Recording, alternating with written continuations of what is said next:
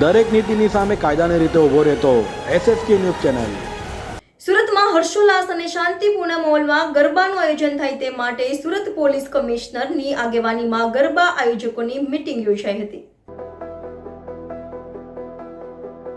સુરતમાં દર વર્ષે હર્ષોલ્લાસ સાથે નવરાત્રિએ ગરબાનું આયોજન કરાય છે, ત્યારે સુરતમાં આ વર્ષે પણ શાંતિપૂર્ણ માહોલમાં અને હર્ષોલ્લાસ સાથે ગરબાનું આયોજન થાય તે માટે સુરત પોલીસ કમિશનર દ્વારા ગરબા આયોજકો સાથે મીટિંગ યોજાઈ હતી, જેમાં ગરબા સંબંધિત આયોજિત સુરક્ષા, ટ્રાફિક, મહિલા સુરક્ષા, દુર્ઘટના રહિત આયોજન કરવા પર ચર્ચા કરાઈ હતી। આયોજકો તરફથી ગરબા આયોજન કરવા માટે જે શંકાશીલ પ્રશ્નો હતા તેનો નિકાલ કરવામાં આવ્યો છે અને તેમને અલગ અલગ નવરાત્રી ગરબા અંગેની પરમિશન મંજૂરી સાથે સુરક્ષિત ગરબાનું આયોજન કરવા સૂચના આપવામાં આવી હતી। સુરત શહેર પોલીસ સુરક્ષિત અને બાધા રહિત ગરબાનું આયોજન માટે પ્રતિબદ્ધ છે। કારણ કે અગેન જે સ્ટ્રક્ચર હોય છે वो ટેમ્પરરી કોઈ આપણું ફાયર જેથી ડેમેજ ના થાય, અમુક ખાલી ખાણી માટે ગયા હોય તો એને આપણે વચ્ચે ડિસ્ટર્બ ના થાય એ ધ્યાન જે છે જે તે કન્સર્ન ડિપાર્ટમેન્ટ તરફથી આપણે મેળવી અને અમારે ત્યાં સબમિટ કરવાની રહેશે। મોટું થઈ શકે તો આપણે નહીં કરીએ।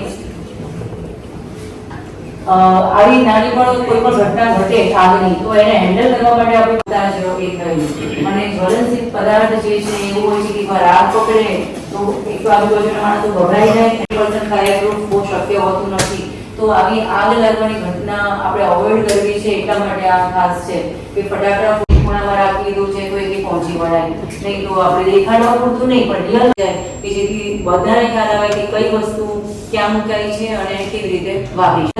કે પ્રાથમિક સારવાર અને એમ્બ્યુલન્સની સુવિધા તો એ ટીમ કે હેલ્થ સારી હોય ના હોય બની શકે ને તમે જુઓ છો નાની ઉંમરે એટેક ગજવામાં રાખી શકીએ એટલે બીજા કોઈ સાથે માંગવાનું રહે જ નહીં, કે બને તો આપણી પાસે તરત જ સાધન